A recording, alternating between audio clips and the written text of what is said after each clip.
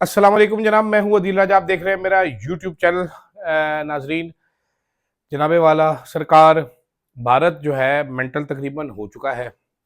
ठीक है, कम वैसे हम भी नहीं है, हमारे जो ख्वाजा ने बोंगी मारी है वो भी वैसे जाहिद हुसैन साहब है, बहुत ही सीनियर जर्नलिस्ट है, मैंने उनके साथ काम भी किया हुआ है 2007 में, शायद हाँ जी 2007-8 में। उन्होंने भी आज एक तड़प के ट्वीट किया है। वो ऐसे करते नहीं है जाहिद हुसैन साहब, बहुत ही नरम मिजाज सॉफ्ट स्पोकन आदमी है। उन्होंने भी कहा, उन्होंने कहा कोई इसका मुंह बंद कर दे खाजे का, ये नुकसान कर रहा है, फायदा नहीं कर रहा, मेहरबानी करे मुंह बंद कर दे, इसके सेंसलेस इंटरव्यूज है, कुछ पता नहीं है उसको। वो यल्दा हकीम वाला मैं बार बार इंटरव्यू देख रहा हूँ, मैं देख रहा हूँ ऐसे करके हमारा मिनिस्टर ऐसे करके यूं करके बैठा हुआ है, ये पता नहीं कौन सा नया स्टाइल, ऐसे करके बैठा है, नॉन सीरियस लगता है बंदा जनाबे वाला। खैर आपको पता ही है, फिर जो बंदा रियाना डार की सीट चोरी कर ले वो क्या क्या कर सकता है। खैर जनाब, भारत सरकार मुकम्मल तौर पर पागल हो चुकी है। डोमेस्टिक अपनी ऑडियंस के लिए जो भी वो कर रही है, खित्ते के लिए ठीक नहीं है, हमारे लिए ठीक नहीं है, पाकिस्तान के लिए ठीक नहीं है। आज उनके जो जल मंत्री हैं, वाटर मिनिस्टर, जल मंत्री साहब ने कहा है, उन्होंने कहा हमने 3 प्लान बना लिए हैं, लॉन्ग टर्म, शॉर्ट टर्म और मीडियम टर्म। और हम भारत पाकिस्तान को एक बूंद पानी की नहीं देंगे, हम उनको देंगे ही नहीं, वाटर देंगे ही नहीं। अच्छा नाजरीन, ये बातें करनी तो बड़ी आसान है। मैं परवेज़ मुशर्रफ साहब के कुछ इंटरव्यूज़ देख रहा था। मेरा ख़्याल है, ख़ैर अभी मैं जब मीडिया में आया था तो मुशर्रफ साहब बहुत स्ट्रॉन्ग थे जी, परवेज़ मुशर्रफ साहब। मैंने कई उनके इंटरव्यू भी किए, वर्दी में भी किए, वर्दी के बाद भी प्रोड्यूस किए हैं, सॉरी। तो मेरा ख़्याल है सबसे दलेर और सबसे अच्छा बोलने वाला हमारा आर्मी चीफ़ वही था। उसके बाद हम वो डाउनग्रेड होते चले गए उस मामले में भी। उनके मैं कुछ इंटरव्यूज़ देख रहा था, इंडियन मीडिया को बड़े हँसते-हँसते जवाब देते थे, बड़े मज़ेदार। वो एक इंडियन एंकर उनसे पूछ रही थी, हम फोर्सेस भेजेंगे? तो कहता, आओ ना, मैं तुम्हें मज़ा चखाता हूँ यहाँ पर। तुम भूटान से तो बात नहीं कर रही, दिस इज़ पाकिस्तान, तो हमारे पास भी फ़ोर्स है, ऐसी कोई बात नहीं है, इतने मठे हम नहीं बैठे हुए। बहुत सारे कंपैरिज़न्स नाज़रीन दिखाए जा रहे होते हैं कि पाकिस्तान के पास इतने जहाज़ हैं, इंडिया के पास, इंडिया इज़ मैसिव। अ, रकबे वाइज़ भी हमसे बहुत बड़ा है इंडिया, और इंडिया के पास पैसा भी हमसे ज़्यादा है, इंडिया की फ़ोर्सेस भी हमसे ज़्यादा है। जितनी हमारी टोटल फ़ोर्स है, उतनी उन्होंने जम्मू कश्मीर में लगाई हुई है। तो ऐसे में 4 सिनेरियोज़ बनाए गए थे, मुझे याद है। मैंने बहुत पहले एक डॉक्यूमेंट्री बनाई थी, who is afraid of the पाक बॉम्ब के नाम से, डॉन न्यूज़ पे था मैं उस टाइम पे। आप वो देखिएगा, कामरान यूसुफ साहब उसके रिपोर्टर थे उस डॉक्यूमेंट्री के। वो डॉक्यूमेंट्री पे आप नज़र डालिएगा, उसमें हमने कई लोगों का इंटरव्यू किया था। 4 सिनेरियोज़ मुझे अब कुछ याद है, कुछ नहीं याद, कि क्या-क्या सिनेरियोज़ हो सकते हैं जब पाकिस्तान जो है वो न्यूक्लियर वेपन यूज़ करेगा। आपको ये भी मैं बताना चाहता हूँ कि नो फर्स्ट यूज़ पॉलिसी पे पाकिस्तान ने साइन नहीं किए हुए, इंडिया ने ज़रूर साइन किए हैं। तो पाकिस्तान अपना राइट रखता है फर्स्ट यूज़ का, इसका। ज़ाहिर-सी बात है, एक छोटा मुल्क है, ऊपर से एक वहशी मूदी टाइप दरिंदा ये जो आ जाए, और इंडिया की आप डिज़ाइन देखें ना, they want to expand and they think Pakistan एक गलती थी तो हमें इसको वापस ज़म करना है। हमें जो है ना, ये पाकिस्तान जो है, ये करीमा है जिस तरह ये रशिया के लिए, तो हम खा जाएँगे, ये यूक्रेन है, खा जाएँगे। तो उसमें एक तो ये था कि भाईजान, अगर बहुत ज़्यादा तादाद में इंडियन फ़ौज जो है वो घुस आए अंदर। दूसरा था कि इतनी ज़्यादा तादाद में जो है वो हमारी फ़ौजी मारे जाएँ फ़ौजी, के इमीडिएट फ़ॉल का ख़तरा हो। तीसरा उसमें वाटर का था कि भाईजान पानी का जो मसला हो गया तो फिर पाकिस्तान न्यूक्लियर वेपन यूज़ करेगा। तो अगर ये बंद करेंगे, बिल्कुल ही बंद करेंगे, तो हम अब कहाँ से पानी पिएँगे? फिर हम लड़ेंगे। आपको वैसे भी पता ही है, तीसरी जंग अज़ीम अब पानी पे ही होनी है। तो ये स्टार्टिंग पॉइंट मेरा ख़्याल है मोदी साहब बना रहे हैं हमारे लिए, बड़ी अच्छी बात है जनाब। फिर आए मैं मेरा तो पॉइंट ऑफ व्यू बड़ा क्लियर है कि लड़ाई करनी है तो फिर गज वज के चोई साहब फिर तो लड़ांगे। वैसे लड़न का सानू कोई शौक नहीं, पर लड़ना है तो फिर लड़ना है, फिर तो लड़ना पड़ेगा जी। तो लड़ लेंगे, लेकिन बहुत ही बोंगियाँ मार रहे हैं एंकर्स उनके, ओए होए होए होए, चीख चीख चीख चीख चीख चीख, जनाबे वाला पागल होए पे ने, कुछ समझ नहीं आ रही। इतना चीख रहे हैं, इतना चीख रहे हैं, वो मुझे तो समझ नहीं आ रही क्या हो गया उनको। इतने बड़े बड़े फेफड़े उन्होंने लगाए, वो नाब ने तो 36 फेफड़े लगाए हुए हैं अपने अंदर, चीखा मारी जा रहे, चीखा मारी जा रहे। तो इस पे क्या कहा जा सकता है सिवाय इसके कि हमें ज़रा स्ट्रॉन्गर रिस्पॉन्स देने की ज़रूरत है इनके साथ। ये जो अब जो खबरें प्लांट की जा रही है ना, ये नहीं करनी चाहिए। हम we need to stick to facts only, and facts will win us the case. और ये ख्वाजा आसिफ जैसे लोग जो हैं, इनको थोड़े अरसे के लिए ग्राउंड किया जाए। कोई सेंसिबल लोग अगर आपके पास हैं तो वो बाहर निकाले मार्केट में, वरना मीडिया को खुला छोड़ दे, मीडिया खुद ही सेंसिबल लोग ढूंढ लेगा।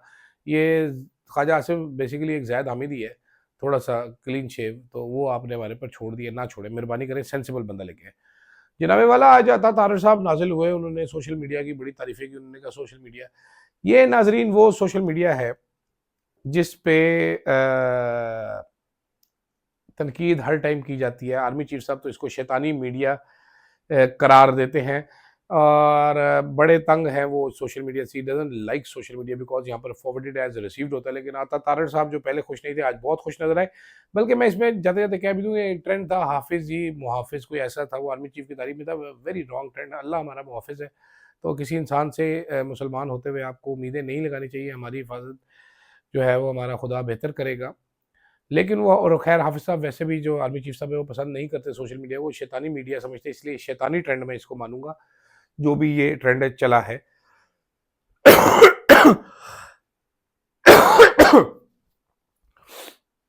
मेरा ये मानना है कि मैंने बहुत अरसा कबल, चले जरा मैं क्योंकि इल्मी बंदा बहुत ज्यादा हूं मैं, तो मैं इल्मी बात करता हूं। एक मैंने चाइनीज ट्रेनर आए थे पाकिस्तान से, चाइनीज थे या अब मेरा ख्याल है चाइनीज ट्रेनर थे, तो वो चेंज पे एक स्टडी करवा रहे थे। तो वेयर इज माई चीज नाम की उन्होंने एक गेम खिलवाई थी कि चेंज से नफरत करते हैं लोग, चेंज पसंद नहीं होती किसी को भी, रेजिस्ट करते हैं लोग चेंज, कामयाब वो होते हैं जो फौरन से पहले चेंज अडॉप्ट करें बेहतर के लिए। Social media is a change.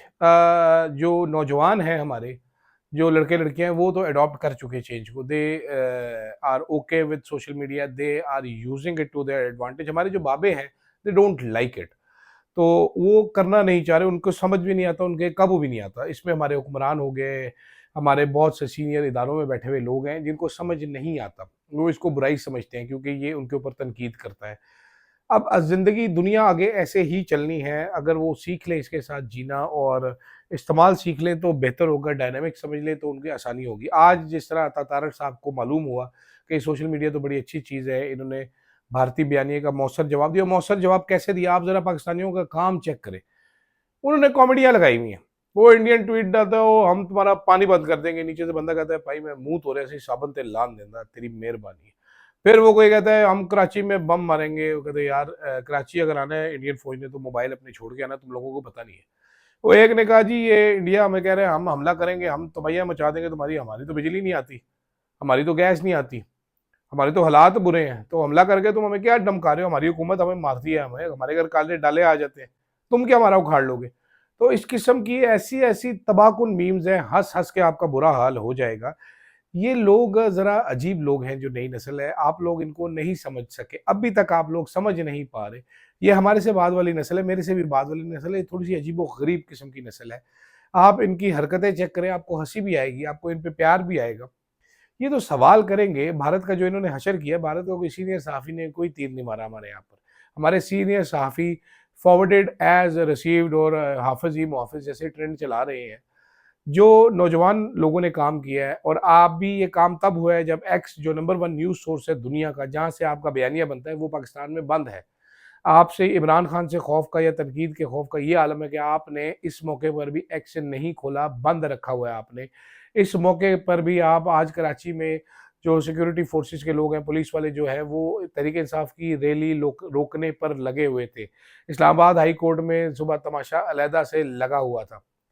तो जनाबे वाला ज़रा थोड़ा दिल बड़ा करें, थोड़ा दिमाग उससे भी ज़्यादा बड़ा करने की ज़रूरत है।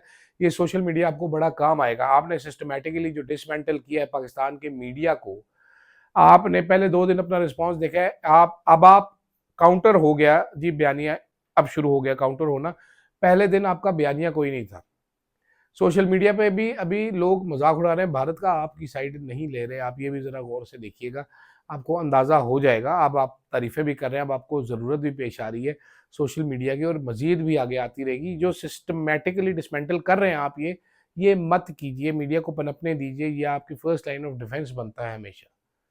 कोई भी मीडिया में काम करने वाला मुझ समय इतना बेवकूफ़ नहीं होता। सवाल लोग ज़रूर पूछते हैं, ये अपने मुल्क का नुकसान कोई नहीं करता। ये समझने की ज़रूरत है आपको, इस मुल्क के सिर्फ कल्ले आप मामे नहीं हैं, और अगर आप मामे हैं भी तो बड़े कोई सौतेले किस्म के मामे हैं, जिसकी नज़रें सिर्फ जायदाद पर ही हैं, इसके अलावा किसी चीज़ पर नहीं है। खैर नहीं समझता कोई जी, हम तो कह ही सकते हैं। आगे जाके आपको पता चल जाएगा। आपको याद होगा कारगिल की जंग हुई थी, बरखा दत्त को भेजा गया था वहाँ पर। बरखा दत्त ने वहाँ पर जाके वो पाकिस्तानियों की बैंड बजाई थी पाकिस्तान की। इंटरनेशनल मीडिया को सिर्फ एक एंगल दिखाया था, सारी दुनिया ने वही एंगल बाहर किया था, जिसके बाद ही फैसला हुआ था पाकिस्तान में, मुशर्रफ ने किया था कि जनाब यहाँ पर हम इंडिपेंडेंट प्राइवेट मीडिया को लेकर आएंगे, ताकि वो भी, हम भी, हमारा भी कोई बयानिया हो, कोई पता चले, हमारी भी दुनिया में कोई आवाज़ हो। और अब उस आवाज़ का गला घोंटा जा रहा है, सिस्टमैटिकली डिसमेंटल किया जा रहा है, कर दिया गया। काशिफ अब्बासी साहब घर पे बैठे हैं, अरशद साहब को शहीद किया गया, समी इब्राहिम जॉबलेस, साबिर शाकिर मुल्क से बाहर, मोहित पीरजादा मुल्क से बाहर, इमरान रियाज मुल्क से बाहर, वजाद सईद खान मुल्क से बाहर, औरिया मकबूल जान अकाउंट सीज, समी इब्राहिम अकाउंट फ्रीज, सदीक जान जॉबलेस, अदील राजा जॉबलेस, और भी बहुत सारे लोग हैं ऐसे, ढेर सारे लोग हैं। तो कोई अकल करें, होश के नाखुन लें, लेकिन मुझे मुश्किल लग रहा है आपकी कैपेसिटी, ज़हनी इस्तेदाद देख कर, और जो हैशटैग्स आप चलाते हैं, मुझे लग रहा है कि ये मुश्किल काम है। अल्लाह हिदायत दे अता तारड़ साहब को जी, और ख्वाजा आसिफ साहब को, क्या कह सकते हैं। अच्छा खैर जी, आगे आते हैं। आज योम तासीस था तहरीक इंसाफ का। वो जो तकरीरें की उस पर सुबह बात करते हैं ज़रा। अभी मुझे एक ट्वीट आज दिन में नज़र आ गया जी, इमरान इस्माइल साहब का। इमरान इस्माइल वो साहब है जनाबे वाला, जो कि आधे एक घंटे 15 मिनट के लिए शायद गिरफ्तार हुए थे, बल्कि वो भी नहीं हुए थे, और सीधा सीधा IPP ज्वाइन कर ली थी, तहरीक इंसाफ छोड़ने का ऐलान किया था इन्होंने। इमरान इमरान इस्माइल साहब उन चंद रहनुमाओं में से हैं जिसके बारे में इमरान खान साहब ने खुद कहा था इसकी फाइलें थी, तो इसने तो ऐलान करना ही था। ये वो साहब हैं जिनके बारे में इमरान खान साहब को पता था, इन्होंने 40 करोड़ या 45 करोड़ में एक घर खरीदा था, जो उनके अपने नाम पर नहीं था। एक और IPP के जो कर्ता धर्ता हैं अलीम खान साहब, उनके थ्रू या उनके वाया ये घर खरीदा गया था। पैसे इमरान इस्माइल साहब ने दिए थे। इमरान इस्माइल साहब वही हैं, इस्लामाबाद में एक हाउसिंग सोसाइटी थी जिस पे कब्जा किया गया था, उस पे नाम आमिर कियानी साहब का और इमरान इस्माइल का मेजरली आ रहा था। तहरीक इंसाफ के एक और साहब भी थे। सारी बातें इमरान खान साहब के इल्म में हैं, उनके नॉलेज में हैं। इमरान इस्माइल ने कहा जी ये इमरान खान का ख्वाब था, ख्वाब अभी जारी है। ये देखा था आज पाकिस्तान की सबसे बड़ी, मैं इस पार्टी का फाउंडिंग मेंबर था, मैंने ट्वीट भी किया, यहाँ पर भी कहना चाहता हूँ, इमरान इस्माइल साहब आप तहरीक इंसाफ के पुराने मेंबर हो सकते हैं, बहुत पुराने मेंबर हो सकते हैं, फाउंडिंग मेंबर आप हरगिज़ नहीं थे तहरीक इंसाफ के, लेकिन हाँ, आप इस्तेहकाम पाकिस्तान पार्टी, जो कि इस्टेब्लिशमेंट का एक फेल्ड प्रोजेक्ट था, पवन चौधरी और आप उसके फाउंडिंग मेंबर ज़रूर हैं, जहांगीर तरीन और अलीम खान के साथ। अली जैदी भी उसमें शामिल कर लें आप, ठीक है। फवाद चौधरी साहब भी वहाँ पर गए थे, लेकिन वो खैर अपनी इज्जत बचा के भाग गए थे मुंह पे हाथ रख के। वो समझदार थे, उनको मालूम था क्या होना है इस पार्टी का अंजाम। तो आप और अली जैदी ज़रूर इस्तेहकाम पाकिस्तान पार्टी में फाउंडिंग मेंबर्स हैं, और साथ आपके ओन चौधरी आपके बॉस हैं दोनों के। अली जैदी साहब मेरे बड़े अच्छे दोस्त हैं, लेकिन जो सच है वो सच है जनाबे वाला। अब तो खैर उन्होंने छोड़ दी पार्टी, लेकिन मैंने उनकी पूरी तकरीर सुनी थी। उन्होंने कहा था कराची से इतने बंदे ज्वाइन करूंगा, यहाँ से ये होगा, फॉर्मर चीफ मिनिस्टर आ जाएगा, तवैयाँ फेर दूंगा, बर्बादियाँ कर दूंगा, छिक के रख दूंगा, तुन दूंगा। तो तुन्ना तुन्ना ताज़ा तुन्ना करना था उन्होंने। देखते हैं वो कितना तुन्ना करते हैं मजीद। झूठ क्या बोलने की ज़रूरत है जनाब, छोड़ चुके हैं आप तहरीक इंसाफ, आप वापस आना चाहते हैं, मुझे मालूम है। आपका राब्ता किस किस से है मुझे मालूम है। अली अमीन गंडापुर से आपका राब्ता है, मुझे ये भी मालूम है। इंतज़ार कीजिए, इमरान खान को साहब को आने दीजिए वापस, आपका फैसला कर देंगे। इतनी भी क्या जल्दी है कि अगर इमरान खान लीडर जेल में है तो आप फाउंडिंग मेंबर बन के बैठ गए हैं जी। खैर फिलहाल के लिए नाजरीन इतना ही, ज़रा यही कुछ बातें करनी थी। सड़ी सड़ी बातें करके ना मैं अंदर से ही सड़ के रह गया हूँ। तो कल से हम खुशबाश बातें किया करेंगे। कल मौलाना फजलुर रहमान साहब के इंकशाफात, उन्होंने अलीना शिगरी को जो इंटरव्यू दिया है बड़ा बेहतरीन सा, उसमें एक दो इंकशाफात किए हैं, बहुत हिलेरियस हैं वो। मौलाना साहब ने काफ़ी सारे बीच में गुलाटियाँ भी मारी हैं, तो मौलाना साहब का इंटरव्यू पे सुबह बात करेंगे, और साथ मज़ीद चंद चीज़ों पे बात करेंगे। फ़िलहाल के लिए इतना ही, इजाज़त दीजिएगा। अल्लाह हाफ़िज़।